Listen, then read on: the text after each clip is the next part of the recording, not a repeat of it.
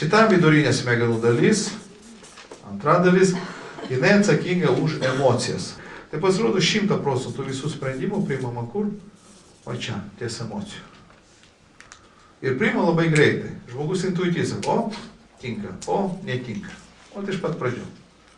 Taigi, jeigu jūs norit padaryti milžinišką įtaką kitiems žmonėms, jūs turite ką? Pirmas, nustatyti, koks elgesys būtų priimtinas jų, arba kokį elgesį jūs norite iš kitų žmonių.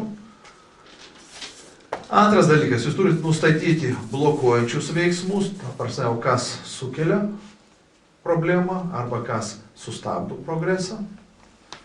Ir trečias, jums reikia dar pagalvoti apie atstatomuosius veiksmus, arba ką darysit su žmonėmis, arba kaip pats elgsitės, jeigu netyčia vėl prasidės tai, su kuo taip ilgai kovoju. Jau geriau. O kaip šaudysim? Ne. O. Твою мать. Gerai. Helikopteris super.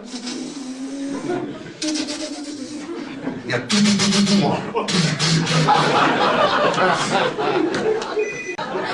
Jūs sumenkinat savo komercinį pasiūlymą. Su helikopteriu.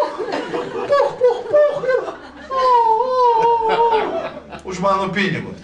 Galiu kad normaliai čiaga padaryti, ar ne? Nustatyta moksliškai, kad visi komerciniai pasiūlymai atitinka principų, kurį sudėsi mafijos pasiūlymas. Nes turit pasiūlyti tai ir tokį pasiūlymą, kad nuo jo neįmanoma būtų atsisakyti.